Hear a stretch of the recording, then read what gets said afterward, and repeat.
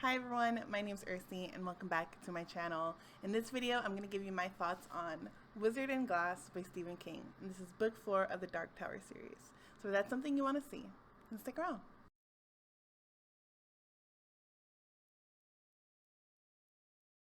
So my goal here is to not take too long sharing my thoughts on this book, and that's simply because last Saturday I was part of a really great discussion with a really great group of people discussing this book specifically, Wizard and Glass. So I'll leave a link to that chat, that discussion that we had. We did it over on Maza Booktuber's channel, so that will be in the description box of this video. We had a really great time just laughing, talking about this book, discussing different ideas, going back and forth about some of the themes, some of the specific scenes in this book. So lots of spoiler talk there, but we had a really great time. So I highly suggest you guys go check it out if you've read the book, or if you don't mind spoilers, like if you don't really want to read the book but you want to know what it's about. I suggest going to go check that out.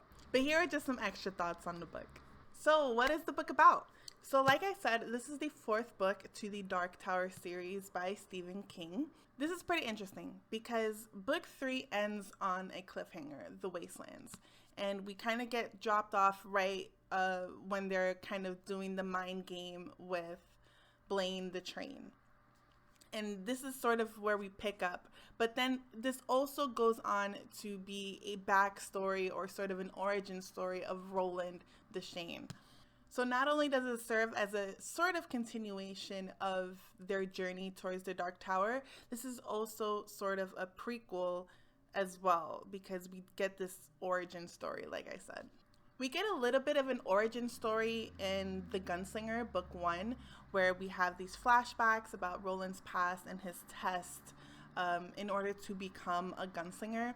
And then this part of his origin story sort of picks up from there and gives us more about why he is the way he is and why he is so dedicated to going to the Dark Tower. And I feel like it answers a lot of those questions with this book. So Roland passes his test in order to become a gunslinger, but now he is in danger and his father sends him away in order to protect him from Martin. And so he winds up being sent to the town of Hambry with his 2 friends, Cuthbert and Elaine. They wind up having these different names that they are going under, like these aliases. That is also where he meets Susan Delgado, the love of his life. So the boys are tasked with counting horses and kind of doing this other stuff in order to kind of keep up this alias about them, but things are not as they seem in this town. The town is under the influence or sort of some kind of control by the Coffin Hunters. So this is a tale of forbidden love. This is a tale of sacrifice, of betrayal, of witchcraft, small town superstition, and ultimately a story of destiny. As far as genre breakdowns, it's pretty similar to all the other books in the series, obviously, because they all kind of go together. We have this blend of dark fantasy where we have horror, obviously a quest story. We have elements of it being a Western. The Thinny gives it this sort of sci-fi element as well. But what's different about this book specifically is that it's also a romance. We got a good little romance going on over here. The romance between Roland and Susan is just so beautifully written in this one, and I was really surprised.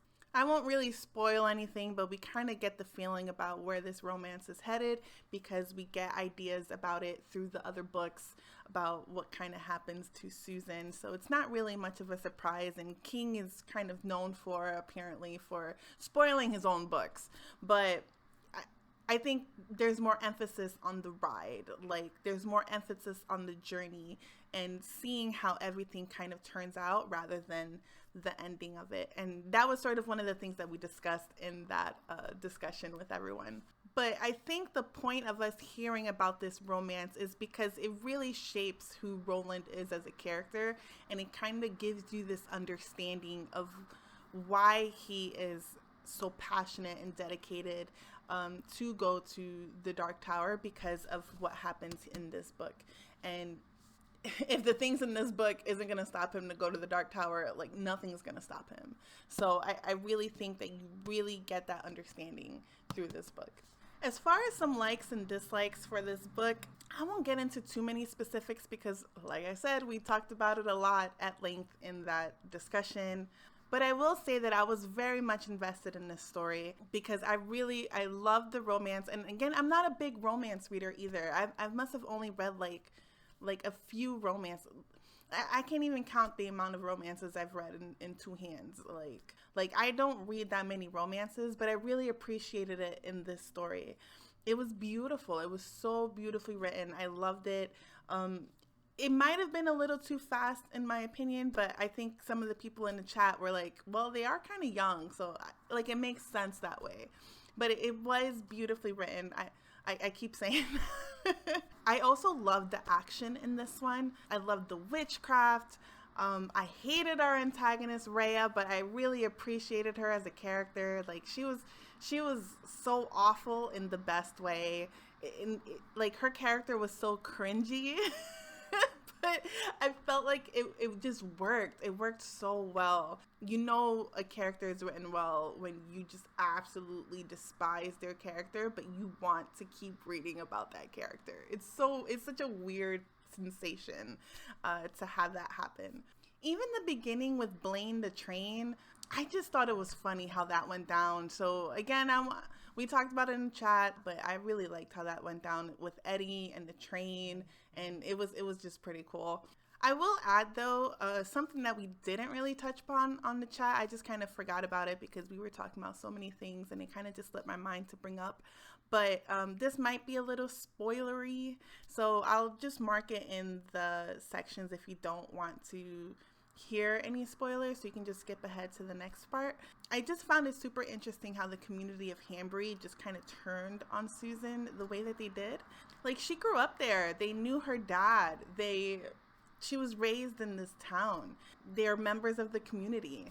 How easily they were influenced by Rhea and her witchcraft. I just thought that was super fascinating to kind of turn over into this town superstition surrounding Reaping Day, right? The town kind of sees the downfall of their town and blame it on the sins of this one girl, if you could really call it sinning, and how they sort of shift the blame to her, and it turns into like this mob mentality, and it just goes back to this idea of moving on. They keep bringing that up throughout the book.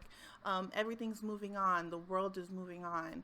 And even the mentality and the town is like moving on from normalcy or any sense of justice, you know? So any sense of like reality. So because she sinned and kind of turned against her promise to the mayor, if we could really call it that, and because she was associated with Roland and his boys who were pretty much framed for the murder of the mayor, right? They're all so willing to forego a trial and to see this woman burn. Like, it's just so interesting how this mob mentality takes over and they lose all sense of reason. I will say there were some things that I didn't like this book wasn't a perfect one for me. The scheming with the coffin hunters wasn't as interesting for me. I found myself kind of pushing myself through those parts. For that, I'm kind of notching it down a little bit. Like, this still isn't one of my favorites. I know this one's a favorite for a lot of people in the series, but it's not for me just because of that. And I found myself pushing through those parts. And it's not as if it wasn't interesting, the feud between the boys and the coffin hunters. Like, that part was interesting and I love their confrontations. But then to hear like what they were actually doing in that town wasn't like, I don't know, it just wasn't interesting. That's all I could really say. I will say though, like, when I did finish reading this book, I did want to reread it. I had like that sensation of wanting to go through it again and go through the experience of reading this book, because I know when I do read it again, I'm going to be picking up all of these little things that I probably glossed over before. And maybe the things with the coffin hunter, like the scheming with the coffin hunters, will make more sense for me on a reread.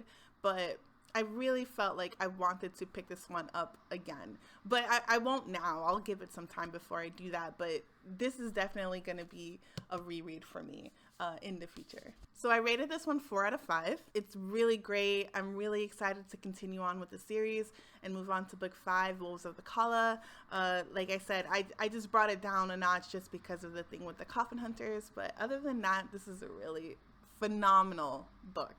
So those are my quick thoughts on the book, Wizard in Glass, book 4 of the Dark Tower series. Once again, I highly recommend checking out the replay of our discussion of this book over on Maza Booktuber's channel. There will be a link for it in the description box below. Thank you to everyone who had me on that discussion. So shout outs real quick to Maza Booktuber for hosting that discussion, Steve and his wife Brandy, Stacy, our 2 writer friends, Jeff Lane and Joseph Carroll. We had a really great time in that chat, so again, highly recommend you guys go check that out. If you read this book or you're interested in reading this book, leave a comment down below and let me know what you thought of this book. Give this video a like if you enjoyed it, subscribe if you want to see more. I hope you all have an amazing day, and I'll talk to you all soon. Bye.